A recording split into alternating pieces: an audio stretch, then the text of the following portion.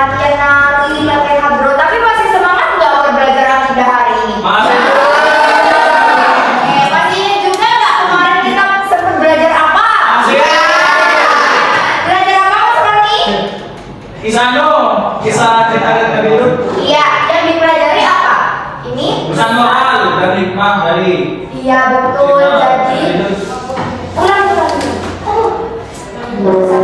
Pesan moral dan hikmah dari cerita kisah Nabi Lut. Iya, jadi kemarin kita belajar soal pesan moral dan hikmah dari cerita kisah Nabi Lut alaihissalam. Nah, pesan moral dan hikmahnya ada berapa? Ada banyak banget, tapi yang untuk kita review dulu sebelum kita berangkat ke materi selanjutnya itu kita ada 3 aja ya. Yang pertama apa anak-anak? Jadi kan seperti yang kita ketahui ya, Nabi Lut itu kaumnya sangat membangkang dan seharusnya mereka itu tidak homoseksual, tapi mereka itu malah homoseksual. Cowok suka sama cowok atau pria suka dengan pria gitu kan, homoseksual. Tapi Nabi Lut apakah menyerah dengan kaumnya? Tidak. Nabi Lut itu tidak menyerah. Oleh karena itu pesan moral yang dapat kita hadapi adalah kita harus pantang menyerah. Berarti kalau contoh pantang menyerah di kehidupan sehari-hari apa? Misalkan nih kalian lagi kesulitan belajar, oh ya Allah kok sulit banget ya matematika ini, aku nggak ngerti. Gimana dong besok ujiannya? Nah kalian tuh jangan pantang menyerah ya, kalian tuh harus tetap berusaha. Oh oke, aku bisa nanya ke Bu Puji, oh oke aku bisa nanya ke temenku yang mungkin lebih pinter gitu ya. Oke, untuk pesan moral dan hikmah yang kedua adalah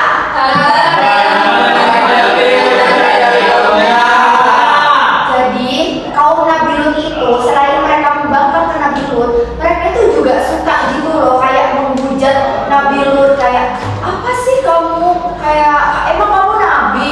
Kayak ya gitulah ya, kayak tidak suka lah dengan Nabi Lut menyampaikan risalahnya gitu kan.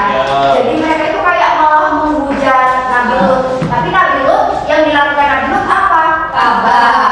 Karena walau bagaimanapun mereka tetap merupakan kaum dari Nabi Lut alaihissalam. Oke, masih ingat nggak Nabi Lut diturunkan ke kaum apa?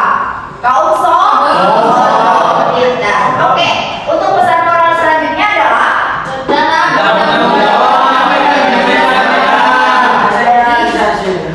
jadi meskipun kaumnya itu kayak gitu ya, susah-susah gampang buat ngasih tahu ke mereka kalau perbuatan homoseksual itu salah, tapi ya tetap aja Nabi Lut itu tetap berusaha lah menyampaikan risalahnya.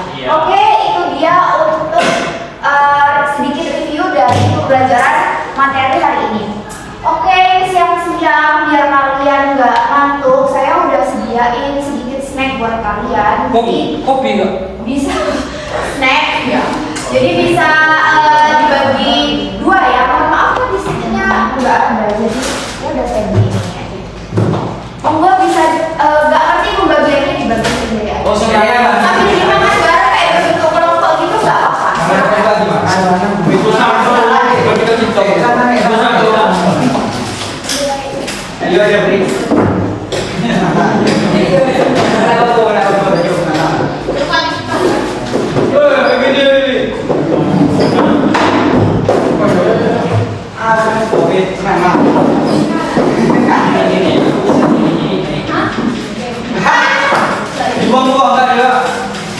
Ayo dimakan. Jadi berkelompok aja nggak kayak yang cowok itu biar bisa makan kali. Biar bisa berbagi nggak apa-apa. Yang penting ngaduknya tetap ke depan ya. Oke, kembali ke sini. Oke, kembali ke sini. Oke, Hari. Nah, kan kalau saya mulai lagi ya. Oke, mulai serius lagi. Mulai lagi ya. Oke, kan kalau pertemuan kemarin kita belajar mengenai pesan moral dan hikmah dari kisah Nabi Lut. Jadi di pertemuan kali ini kita akan belajar tentang apa? Kita bakal belajar ibrah dari kisah Nabi Lut alaihissalam. Nah, bisa dibaca ya yang di PPT yang sudah saya share di grup WhatsApp. Gimana? Anggap aja udah saya share. Oke. Oke.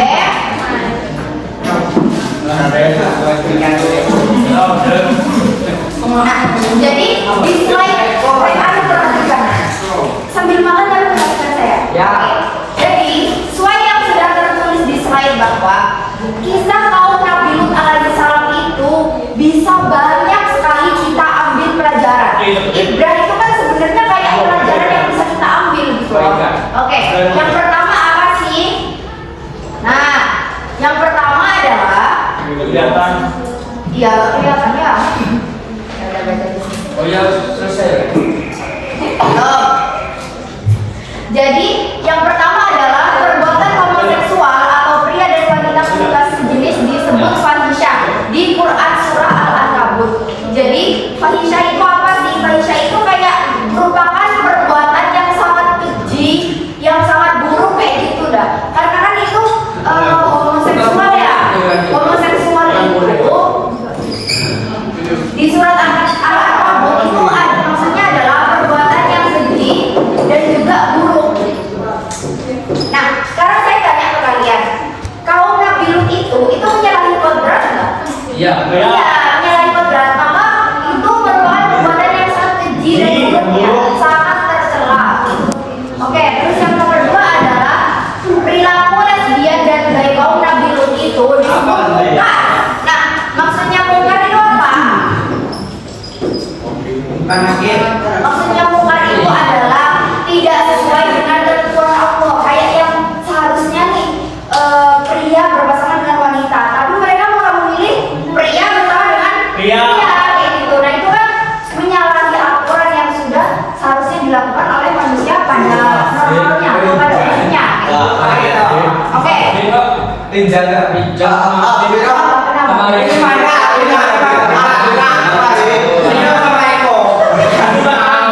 Jadi sama Bayu. Bukan berarti kalau saya melarang kalian cowok sama cowok, bukan berarti saya ngebolehin kalian pacaran sama cewek ya.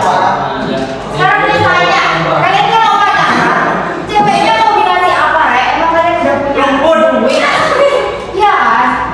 Coba kalau kalian habis lulus nikah, anaknya mau dikasih makan apa? Sekolah dulu yang benar. Mulai kembali dulu. Kasih Dora ya. Oke, guys, kalau saya nanya, kalau saya nanya, Ibrah yang ketiga apa? Zalim gitu ya? Zalim, Pak. Nah, tadi kita sudah mengetahui Ibrah yang kedua itu perbuatan kaum Nabi Lut itu mungkar. Nah, terus Ibrah yang ketiga apa? Kaum Nabi Lut itu zalim kepada siapa? Zalim kepada dirinya sendiri maupun zalim kepada saya ulangi lagi ya. Jadi kaum Nabi Lut itu zalim kepada dirinya sendiri dan juga zalim kepada manusia yang lainnya. Kenapa kok gitu? Karena mereka itu jika pria berhubungan badan dengan pria yang lainnya itu akan menimbulkan penyakit apa? Penyakit AIDS. Betul, penyakit HIV atau AIDS. Penyakit HIV. Oke, terus, nah kalau oke perhatikan lagi, acting lagi. Oke, terus Ibrah yang keempat apa?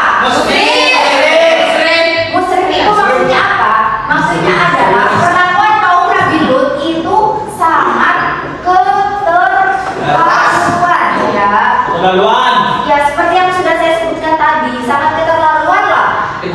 Mereka itu udah dikasih peraturan yang enak untuk cowok atau pria itu menikah saja dengan wanita, tapi mereka malah sangat keterlaluan mengubah aturan ya, malah pria dengan pria atau bahkan sekarang ada yang namanya LGBT. Malah iya ada juga yang namanya lesbi, berarti wanita sama wanita.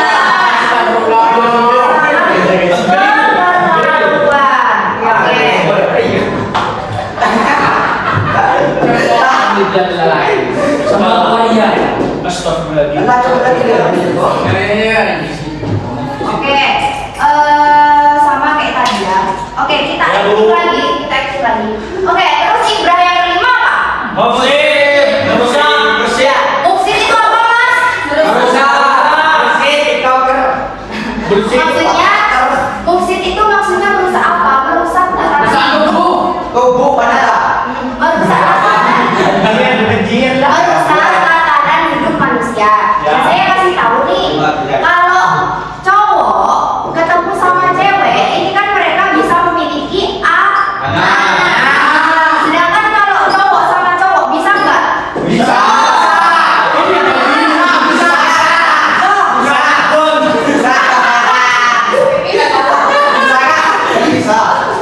apa nggak?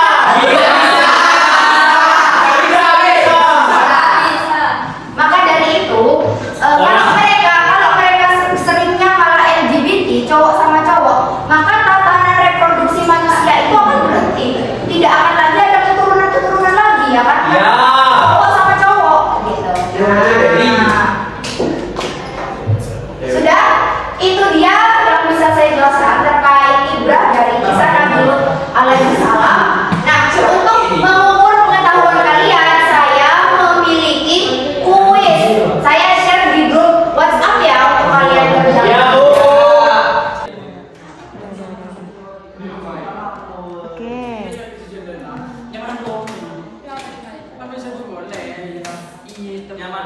Sudah tugasnya. Mana kuisnya? Oh ini kak, ini. Waalaikumsalam.